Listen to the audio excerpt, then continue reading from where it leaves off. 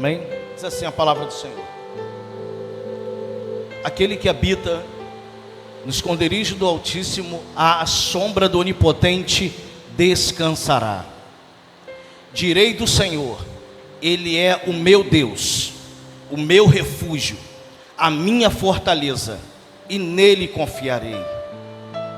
Porque ele te livrará do laço do passarinheiro e da peste perniciosa. Ele te cobrirá com as suas penas, e debaixo das suas asas te confiarás, e a sua verdade será o teu escudo e broquel. Não temereis medo do terror da noite, nem da seta que voe de dia, nem da peste que anda na escuridão, nem da mortandade que assola ao meio-dia. 1000 cairão ao teu lado, e 10.000 à tua direita, mas não serás atingido, ou não chegará a ti. Minha versão diferente. Somente com os teus olhos contemplarás e verás a recompensa dos ímpios. Porque tu, ó Senhor, és o meu refúgio, no Altíssimo fizeste a tua habitação. Nenhum mal te sucederá, nem praga alguma chegará à tua tenda. Porque aos seus anjos dará ordem a teu respeito, para te guardarem em todos os teus caminhos. Eles te sustentarão nas suas mãos, para que não tropeces com teu pé em pedra alguma. Pisarás sobre o leão e a cobra, calcarás aos pés o leão jovem e a serpente. Porque tão encarecidamente me amou, também eu o livrarei, pô-lo-ei em um retiro alto, porque conheceu o meu nome. Ele me invocará, e eu lhe responderei. Estarei com ele na angústia, dela o retirarei e o glorificarei. Far-lo-ei com largura de dias, e lhe mostrarei a minha salvação. Feche seus olhos, curve sua cabeça. Ó Deus eterno e bendito, eis aqui a tua palavra, Senhor, que é poderosa por si mesma. Fala conosco, Senhor, de forma clara, simples e concisa, porque só podemos desfrutar daquilo que nós entendemos. E toda a honra, toda a glória seja dada ao Senhor, em nome de Jesus. Amém. Queridos, o Salmo 91, eu acho que é o salmo mais clássico da vida de um cristão. Se tem algum salmo, ou mais compilado, é o 23. Quem é que nunca chegou na casa de alguém, ou encontrou lá na porta, ou um quadro dentro da casa, ou em um chaveiro, está lá escrito: o Senhor é o meu pastor, e nada me faltará. Esse é o mais compilado, mais transliterado, é o Salmo de número 23. Não obstante a ele, o outro é o Salmo de número 91. Para quem nunca teve tanto contato com o Salmo é um livro poético, é as canções, o hinário da nação de Israel. Ele é dividido em 5 partes, tanto é que ele é considerado como o Pentateuco do cântico ou do hinário judaico. São 150 capítulos o livro de Salmos, ou capítulos não, poesias, cântico, ele não tem capítulo, tem apenas os versos, número e verso. 73 ou 74, alguns vão bater na tecla 73, outros vai 74, eu fico com o pastor Luciano aqui, é a gosto do freguês, tá bom? Escritos por Davi. Fora Davi, nós vamos encontrar pelo menos 12, os 50 escritos por Asaf, e depois pelo menos 73 até o 82 ou 84 mais ou menos, escrito também por Asaf. São 12 que escrevem. Moisés também vai escrever, Esdras vai escrever, e é atribuído a ele o Salmo de número 119. Salomão vai escrever 2. Os filhos de Coré, Etã e Emã, também vão escrever salmos. Fora isso, ainda alguns outros que são desconhecidos, mas a sua beleza, a sua representatividade é o que me chama a atenção dentro desse ciclo de salmos. Quem é que nunca ouviu falar no famoso Cântico dos Degraus? São justamente quando o povo partia em direção ao templo para poder adorar, como nosso pastor muito fala, que um dia alguém falou assim: Davi, vamos adorar o Senhor, e ele vai dizer: alegrei-me quando me disseram, vamos à casa do Senhor. Salmo 126, que também vai externar esse processo de caminhada, o povo indo ao templo e adorando, quando vai dizer agora justamente sobre aqueles que levam a preciosa semente, andando e chorando, voltarão sem dúvida com alegria, trazendo consigo seus molhos. O verso 1 e o verso 2, o verso 3, vai dizer justamente sobre isso, que grandes coisas fez o Senhor por nós, e por isso estamos alegres. Então, se Deus tem feito grandes coisas na sua vida, você tem motivo de sobra para poder glorificar. Grandes coisas fez o Senhor a eles, e por isso também estamos alegres. Se Deus tem feito na tua vida, na vida do irmão que está do seu lado, no seio da igreja, nós temos motivos de sobra para poder glorificar ao Senhor, porque em meio a chegarmos através de guerras, de batalhas e desafios, chorando e cantando, no final a gente vai dar o culto de ação de graça, porque o Todo-Poderoso está conosco. Esse é o compêndio dos Salmos. Mas o Salmo de número 91 é atribuído a Moisés. E os grandes pensadores, doutores, os teólogos, principalmente o povo de Israel, vai atribuir, vai ratificar que foi Moisés durante o período em que o povo estava atravessando o deserto. Alguns vão chegar ao ponto de afirmar que era no momento em que Moisés subia a península do Sinai, aonde a nuvem cobria todo o cume do monte. Era justamente onde ele recebia, onde ele compôs o Salmo de número 91. Esse salmo aqui, quem é que nunca chegou na casa de alguém e de repente, pastor, encontrou em cima de uma mesa, no REC ou na estante, uma Bíblia aberta com uma fitinha vermelha no meio dela, e aí quando você chega lá para olhar, as páginas da Bíblia já não é tão brancas, está meio encardidas, meio amarelada, porque afinal de contas já tem alguns anos, Janaína, que está lá, aberta no Salmo 91, dizendo: aquele que habita no esconderijo do Altíssimo, a sombra do Onipotente descansará. E se você perguntar por que você deixa a Bíblia aberta no Salmo 91, alguém vai dizer: é para proteção, é para afastar alguma coisa de ruim. E cada um tem lá o seu lado meio que místico, se é que eu posso dizer assim, para aqueles que não conhecem o Deus do Salmo 91, vai estar lá com a sua Bíblia aberta. Eu me lembro que quando aceitei Jesus com 7 para 8 anos de idade, até os meus 13 anos tinha uma Bíblia que ficava aberta em cima da estante da nossa casa lá, e as páginas já eram encardidas de tantos anos que aquela Bíblia estava ali aberta no Salmo de número 91. Alguns ou algumas religiões diferentes da nossa, ou alguns tipos de sincretismo religioso, vai até utilizar o Salmo 91 como um intuito de alguma coisa, mas nós aqui entendemos e conhecemos o Deus Todo-Poderoso e verdadeiro do Salmo 91. Ele começa dizendo, coloca para mim por gentileza o verso de número 1.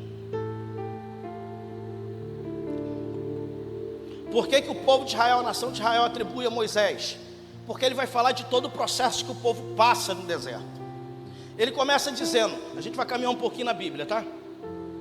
Aquele que habita no esconderijo a sombra do Onipotente. Então, olha o primeiro verso, aquele que habita no esconderijo. Eu preciso entender que esse descanso, que esse Deus do Salmo 91 lhe oferece, não é para qualquer um, não é para todos, mas para aquele que habita. Vou repetir, não é para todos, não é para qualquer um, mas aquele que tem o entendimento de habitar no esconderijo do Altíssimo. Que habitação é essa? Salmo de número 15, coloca para mim por gentileza aí, vamos lá rapidinho. Agora o salmista vai fazer a seguinte pergunta: Senhor, quem morará no teu santuário? Ou quem habitará no seu santuário? Olha só, Senhor, quem habitará no teu tabernáculo? Quem morará no teu santuário? Lembra, quem é que vai morar lá? Aquele que habita. Aí o verso 2, aquele que anda sinceramente e pratica a justiça e fala a verdade no seu. Olha o verso 3, aquele que não difama com a sua língua, nem faz mal ao seu próximo, nem aceita nenhum opróbrio contra o seu. Verso 4, a cujo os olhos o reprobo é desprezado, mas honra aos que temem ao Senhor, aquele que jura com dano seu e com tudo não muda. Segura aí, alguém que empenha a sua palavra, e ainda que saiba que vai correr algum dano, ou se privar de alguma coisa, não muda com a palavra que empenhou. Verso de número 5, aquele que não dá o seu dinheiro com usura, e nem recebe peitas contra o inocente, quem faz isso nunca será abalado. Ou seja, aqueles famosos, os agiota, tá bom? Perdoa aí, agiota, eu vou ter que falar um pouco mal de você, mas é aqueles que emprestam e depois cobram a taxa de juros em cima, e isso aos poucos o inimigo ele vai minando a tua vida financeira. Deixa eu falar algo para você aqui. Eu conheço muitas pessoas, e muitos até cristãos, que chegaram a um ponto de um momento de dificuldade de pegar dinheiro com a agiota emprestado, e aquilo que era um exemplo aqui, R$100, hoje se tornou 3.000 e não consegue mais pagar. O devorador, o inimigo entra e faz da vida financeira dessa pessoa agora um verdadeiro caos, porque está ligado, está associado a alguém que não tem comunhão com Deus, que não conhece o Deus do Salmo 91 e nem o Salmo de número 15. Vamos lá? Então quem habitará? Está aí a resposta, Salmo de número 15, do verso 1 ao verso de número 5. Volta lá para o Salmo de número 91, por gentileza. Então, aquele que habita no esconderijo do Altíssimo, à sombra do Onipotente descansará. Salmo 91, não, pode deixar lá no verso 1. Aquele que habita no esconderijo do Altíssimo, à sombra do Onipotente descansará. Preste atenção. Segunda parte, ou a parte B do versículo, como muitos gostam de dividir, vai dizer assim: à sombra do Onipotente descansará. Primeira coisa, sombra não é qualquer sombra, é do Onipotente. Significado da palavra onipotente: aquele que detém todo o poder, aquele que pode todas as coisas, aquele que não conhece a palavra problema como eu e você, aquele que nunca encontrou uma dificuldade, aquele que nunca viu alguém se levantar contra ele e permanecer de pé. Nas suas mãos está todo o domínio e todo o poder. Aquele mesmo na Bíblia vai dizer: haveria alguma coisa impossível para Deus?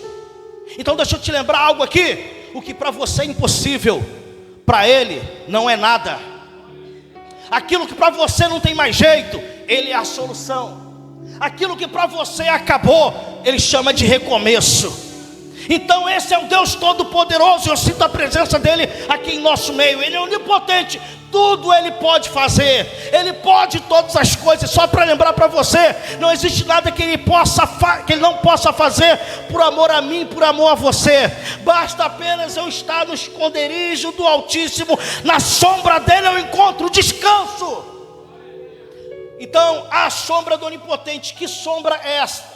Êxodo capítulo de número 13, se não me falha a memória, verso de número 21. Coloca aí, se eu não estou enganado, deixa eu ver se eu acho aqui no meu rascunho, mas se eu não estou enganado, acho que é isso mesmo. Êxodo capítulo de número 13, verso de número 21, sombra. E o Senhor ia adiante deles. Lembra que eu falei aqui porque que eles atribuem a Moisés, o povo peregrinando no deserto? Aí Deus, para cuidar do seu povo, e o Senhor ia diante deles, de dia numa coluna de... Qual a função da nuvem? Impedir naquele momento que o sol, o calor causticante, viesse queimar, danificar a pele do seu povo, de tantos anos que caminhariam no deserto. E Deus, para preservar o seu povo, como um Deus que cuida de nós no mínimo detalhe, Ele disse: eu vou com vocês durante o dia, em uma coluna de nuvem. Para quê?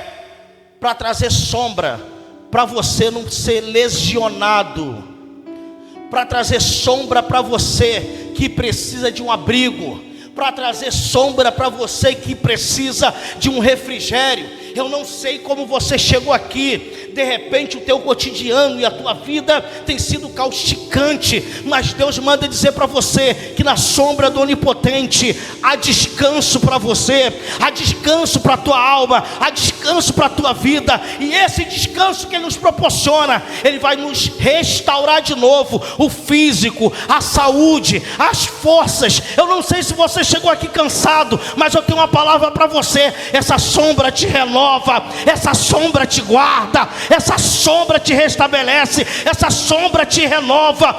Ei, eu não sei o que você veio buscar, mas a sombra do Onipotente, ó, ela te cobre. Você está caminhando pela rua, é o livramento que Ele dá, é a bala perdida que não foi encontrada, porque tu está debaixo da sombra. É o marido que vai trabalhar e volta. Por quê? Porque a sombra te guarda. Aí tu consegue entender, porque Ele vai dizer que 1000 cairão ao teu lado, 10.000 à tua direita, mas tu não será atingido, a tua casa não será atingido. A sombra do Onipotente, ela cobre, ela preserva, ela guarda, ela dá livramento. Essa sombra do Onipotente, ela está no nosso meio. Pode descer a chuva, pode vir o vento, mas se tu está alicerçado nele, a tua casa não cai, a tua família não cai, os nossos filhos serão alicerçados. Essa sombra guarda. A sombra. Verso 2 do Salmo 91. Vamos lá. Aquele que habita no esconderijo do Altíssimo, a sombra do Onipotente descansará. Direi do Senhor. Reconhecimento. Ele é o meu Deus, o meu refúgio, a minha fortaleza, e nele eu confiarei. Presta atenção. Ele é o meu Deus. Para a nação de Israel existe algo chamado Shema. Deuteronômio 6:4. Adonai Elohim, Adonai, ó Israel, Adonai Yehad, ou Israel Yehad, ou Adonai Yehad. O Senhor é nosso único Deus. Não há outro como o Senhor, o Deus de Israel, o único Deus. Esse é chamado de Shema. Para o povo de Israel e para a tradição judaica, que fazem um Shema, é como se fosse uma espécie de reza, reconhecendo que não há outro como Ele. Então, quando falar assim, verso, pode deixar lá para mim por gentileza. Aqui, ó, ouve, ó Israel, obrigado. O Senhor, nosso Deus, é o único Senhor. Adonai Israel, Adonai Elohim, Elohim Yehad. Então, esse é o Shema. Eles reconhecem que não há outro como nós. Não há outro como o Senhor, Criador dos céus e da terra, que nada sai do seu controle, que aos mares Ele deu os seus limites, que as estrelas Ele chama pelo nome, que o globo da terra é escabelo para os seus pés. O Deus único e verdadeiro. Direi do Senhor, Ele é o meu. Se Ele é o teu Deus, levanta a mão e dá glória. Aí vai dizer assim, Ele é o meu refúgio. Presta atenção. Eu escrevi aqui algo aqui para a gente compartilhar, que eu achei isso aqui muito interessante. Quando fala de refúgio, você vai se lembrar que durante o período em que Moisés guiava o povo de Israel, Moisés vai estabelecer 3 cidades de refúgio. Do lado oriental do Jordão, e do lado ocidental depois Josué vai estabelecer mais 3. 6 cidades chamadas cidades de refúgio. Eu vou dar para você os nomes aqui da cidade. Por exemplo, Moisés vai estabelecer a primeira em Bezer, a segunda em Ramote e a terceira em Golã. Isso ao oriente do Jordão. Depois Josué assume e atravessa o Jordão. Aí Josué vai estabelecer mais 3: Quedes, Siquém e Hebron. Cidades de refúgio. Por que que havia as cidades de refúgio? Você vai entender o que está escrito ali de forma mais clara. Quando havia um homicídio, dentro da nossa Constituição, você vai ver que a pessoa pode ser ali enquadrada. Cadê os advogados aqui? Vanessa, advogada, tem advogado, Emerson. Como agora o homicídio ser culposo ou ser doloso. O que é doloso? Doloso é quando alguém premedita, planeja, tem responsabilidade sobre aquilo que vai fazer e sabe que vai cometer um homicídio. Isso é o doloso. Culposo é quando alguém agora, acontece um homicídio, alguém vai morrer devido a uma prática, uma atitude imprudente ou negligência, e agora alguém vai a óbito. Então, não foi a intenção, mas ele se torna culposo porque eu vou receber a culpa porque alguém morreu. Então, quando isso acontecia, por exemplo, na nossa sociedade, se alguém, por exemplo, de uma forma culposa, tirasse a vida de alguém da minha família, não foi intuito, não foi porque quis, foi um acidente. Se levantava alguém chamado vingador de sangue da família. Vamos supor que eu fosse o vingador de sangue da família. Qual era a minha função agora? De ir atrás daquele que tirou a vida de um parente meu, de alguém da minha família, e tirar a vida dele.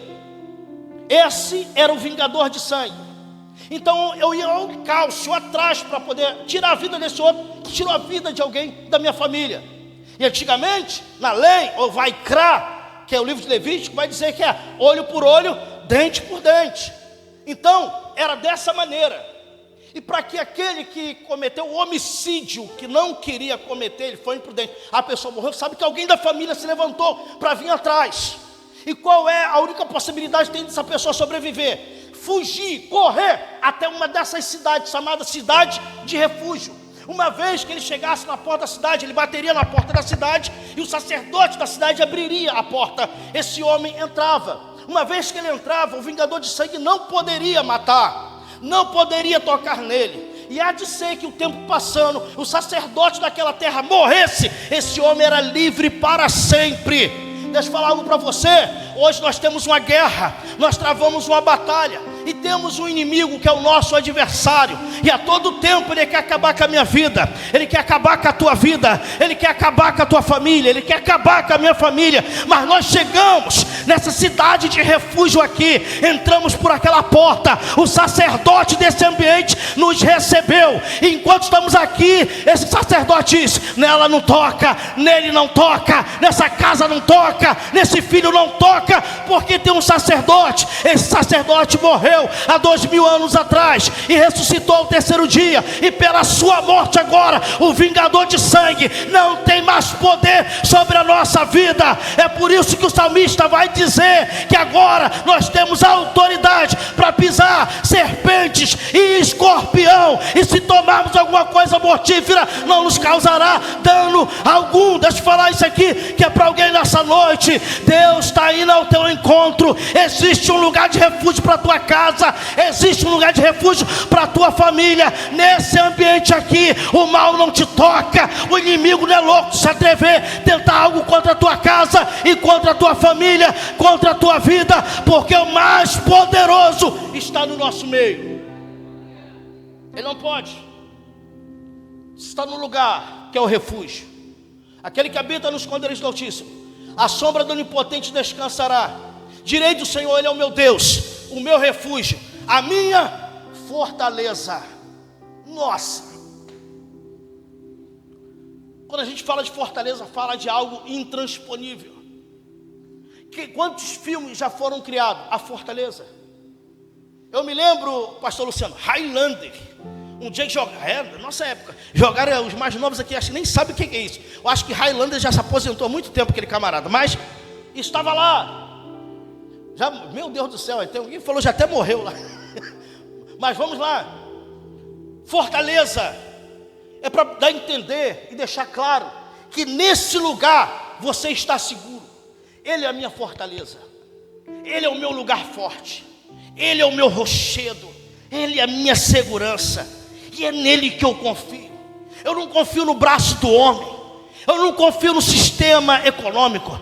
A minha confiança não está no presidente, no governador ou no prefeito. A minha confiança continua sendo nele. Como aqui foi dito através da diaconisa Bia, no momento do ofertório, é Ele quem governa a nossa casa, é Ele quem governa a nossa vida, e por isso não seremos abalados.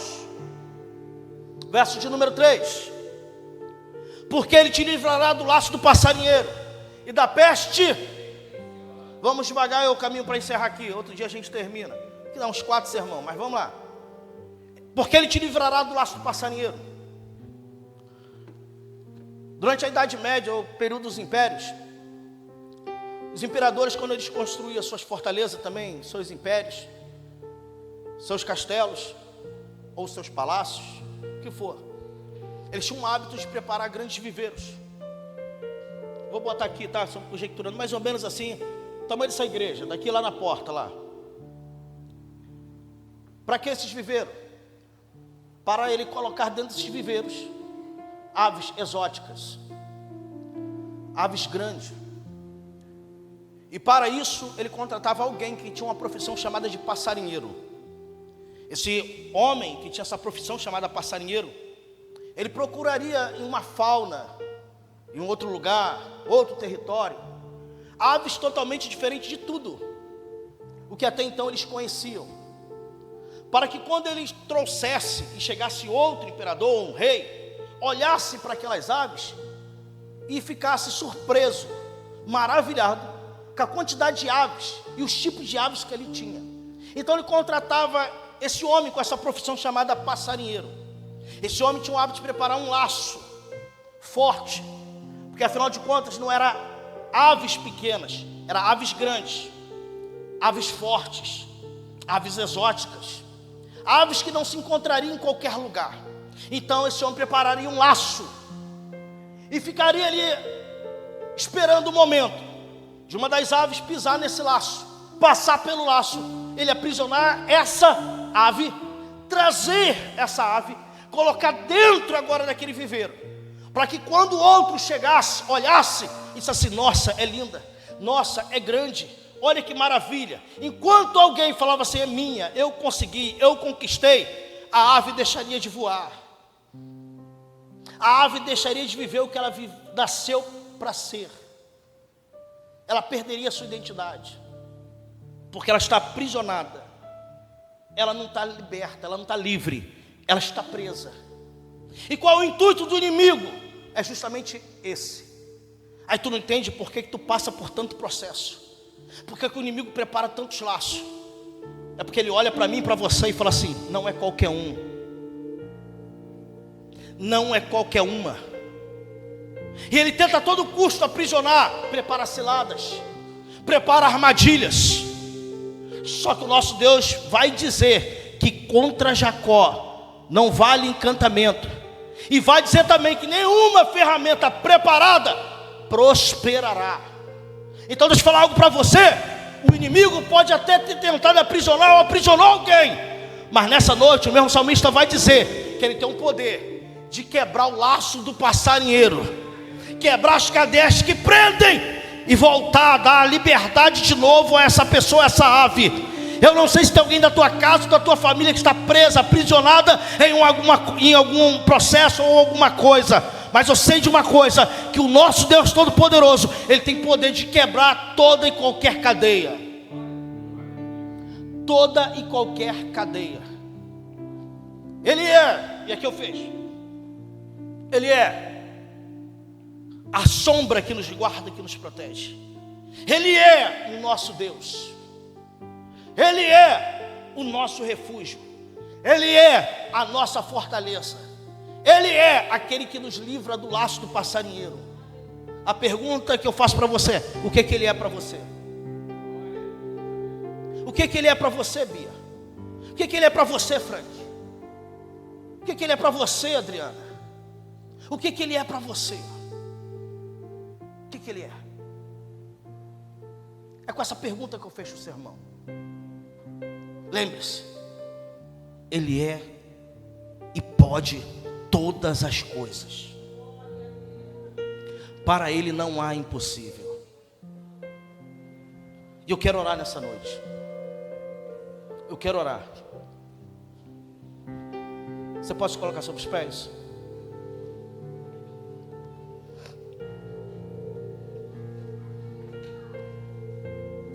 Quero orar.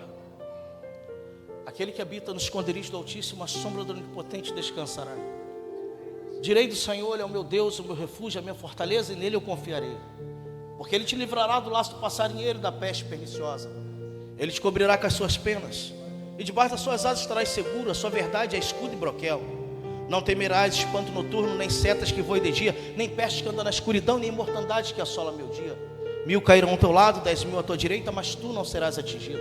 Somente com os teus olhos olharás e verás a recompensa dos ímpios, porque tu, ó Senhor, és o meu refúgio. O Altíssimo é a tua habitação. Nenhum mal te sucederá, nem praga alguma chegará à tua tenda, porque aos seus anjos dará ordem a teu respeito, e eles te guardarão nas suas mãos, para que tu não tropeces com teu pé em pedra. Pisarás o leão e a áspide, calcarás aos pés o filho do leão e a serpente. Porque tão encarecidamente me amou, também eu o livrarei. Poloei no alto retiro, porque conheceu o meu nome. Ele me invocará. Alguém vem invocar o nome dele hoje? E eu lhe responderei. Tem resposta dele para alguém aqui? Estarei com ele na angústia, está angustiado, mas tu não está sozinho. Todos podem te abandonar, mas ele não te abandona. Estarei com ele na angústia, livrá-lo-ei, eu glorificarei, dar-lhe abundância de dias. Deus vai te acrescentar saúde, vida, e de dia ele mostrarei a minha salvação. Tu vai viver coisas grandes na presença do Senhor.